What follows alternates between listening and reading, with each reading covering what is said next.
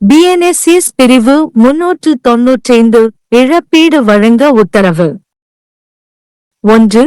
ஒரு நீதிமன்றம் அபராதம் அல்லது தண்டனை, மரண தண்டனை உட்பட விதிக்கும் போது, அதில் அபராதம் ஒரு பகுதியாக அமையும் போது, நீதிமன்றம் தீர்ப்பை வழங்கும் போது, திரும்பப் பெற்ற அபராதத்தின் முழு அல்லது எந்த பகுதியையும் பயன்படுத்த உத்தரவிடலாம். வழக்கு தொடரில் சரியாக செய்யப்பட்ட செலவினங்களை செலுத்துவதில்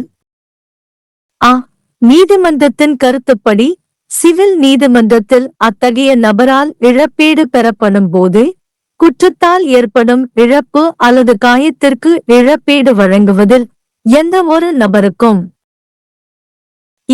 மற்றொரு நபரின் மரணத்தை ஏற்படுத்தியதற்காக அல்லது அத்தகைய குற்றத்தை செயல்படுத்துவதற்கு உறுதுணையாக இருந்ததற்காக எந்த ஒரு நபரும் குற்றவாளி என தீர்ப்பளிக்கப்படும் போது 1855 ஆண்டு அபாயகரமான விபத்துகள் சட்டம் 1855 இன் கீழ் மீட்க உரிமையுள்ள நபர்களுக்கு இழப்பீடு வழங்குதல் அத்தகைய மரணத்தின் விளைவாக அவர்களுக்கு ஏற்பட்ட இழப்புக்காக தண்டனை விதிக்கப்பட்ட நபரின் சேதங்கள்.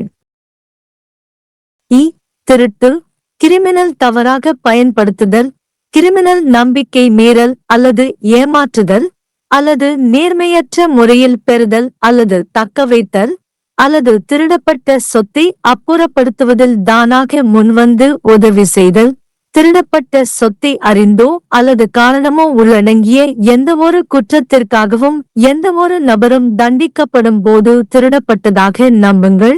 அத்தகைய சொத்தை எந்த ஒரு நேர்மையான வாங்குபவருக்கும் இழப்பீடு கொடுப்பதில் அத்தகைய சொத்து அதன் உரிமையாளரின் உடைமைக்கு மீட்டெடுக்கப்பட்டால். 2.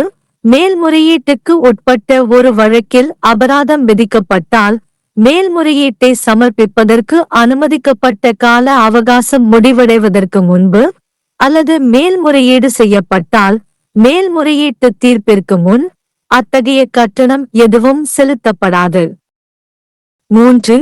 ஒரு நீதிமன்றம் ஒரு தண்டனையை விதிக்கும் போது அதில் அபராதம் ஒரு பகுதியாக இருக்காது. நீதிமன்றம் தீர்ப்பை வழங்கும் போது குற்றம் சாட்டப்பட்ட நபருக்கு இழப்பீடு மூலம் உத்தரவில் குறிப்பிடப்பட்ட தொகையை செலுத்த உத்தரவிடலாம். குற்றம் சாட்டப்பட்ட நபருக்கு தண்டனை விதிக்கப்பட்ட செயலின் காரணமாக ஏதேனும் இழப்பு அல்லது காயம் அடைந்த நபர். 4. இந்த பிரிவின் கீழ் ஒரு ஆணை மேல்முறையீட்டு நீதிமன்றம் அல்லது உயர் நீதிமன்றம் அல்லது அமர்வு நீதிமன்றத்தால் அதன் மறுஆய்வு அதிகாரங்களை பயன்படுத்தும் போதும் செய்யலாம். 5. அதே விஷயம் தொடர்பான எந்தவொரு அடுத்தடுத்த சிவில் வழக்கிலும் இழப்பீடு வழங்கும் நேரத்தில் நீதிமன்றம் இந்த பிரிவின் கீழ் இழப்பீடாக செலுத்தப்பட்ட அல்லது மீட்டெடுக்கப்பட்ட எந்த தொகையையும் கணக்கில் எடுத்துக்கொள்ளும். BNSS धारा 395 मुआवजा देने का आदेश।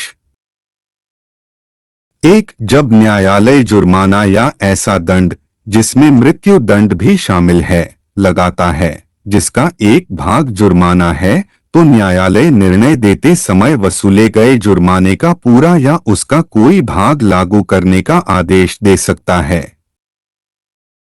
अभियोजन में उचित रूप से किए गए व्ययों को चुकाने में। किसी व्यक्ति को अपराध के कारण हुई किसी हानि या चोट के लिए मुआवजा देने में जब न्यायालय की राय में मुआवजा ऐसे व्यक्ति द्वारा सिविल न्यायालय में वसूल किया जा सकता है। जब किसी व्यक्ति को किसी अन्य व्यक्ति की मृत्यु कारित करने या ऐसे अपराध के लिए उकसाने के लिए किसी अपराध का दोषी ठहराया जाता है तो ऐसे व्यक्तियों को मुआवजा देने में जो घातक दुर्घटना अधिनियम 1855 के तहत ऐसी मृत्यु से हुई हानि के लिए दंडित व्यक्ति से क्षतिपूर्ति वसूलने के हकदार हैं। जब कोई व्यक्ति किसी ऐसे अपराध के लिए दोषी ठहराया जाता है जिसमें चोरी, आपराधिक दुर्विनियोजन, आपराधिक विश्वासघात या धोखाधड़ी या बेईमानी से प्राप्त करने या रखने, या चोरी की गई संपत्ति के निपटान में स्वेच्छा से सहायता करने, यह जानते हुए या विश्वास करने का कारण रखते हुए कि वह चोरी की गई है, ऐसी संपत्ति के किसी वास्तविक क्रेता को उस संपत्ति के नुकसान के लिए क्षतिपूर्ति करने में, यदि ऐसी संपत्ति उस व्यक्ति के कब्जे में वापस कर दी जाती है जो उस पर हकदार है। 2. यदि जुर्माना किसी ऐसे मामले में लगाया जाता है जो अपील के अधीन है, तो अपील प्रस्तुत करने के लिए दी गई अवधि बीत जाने से पहले या यदि अपील प्रस्तुत की जाती है तो अपील के निर्णय से पहले ऐसा कोई भुगतान नहीं किया जाएगा। 3. जब कोई न्यायालय कोई दंड लगाता है जिसका जुर्माना भाग नहीं बनता है, तो न्यायालय निर्णय पारित करते समय अभियुक्त व्यक्ति को आदेश में निर्दिष्ट राशि को उस व्यक्ति को प्रतिपूर्ति के रूप में भुगतान करने का आदेश दे सकता है जिसने उस कार्य के कारण कोई हानि या चोट उठाई है जिसके लिए अभियुक्त व्यक्ति को ऐसी सजा दी गई है। 4. इस धारा के अंतर्गत कोई आदेश अपील न्यायालय या उच्च न्यायालय या सत्र न्यायालय द्वारा भी अपनी पुनरीक्षण शक्तियों का प्रयोग करते समय दिया जा सकता है। 5. उसी मामले से संबंधित किसी भी बात के सिविल वाद में मुआवजा देने के समय न्यायालय इस धारा के अंतर्गत मुआवजे के रूप में भुगतान की गई या वसूल की गई किसी भी राशि को ध्यान में रखेगा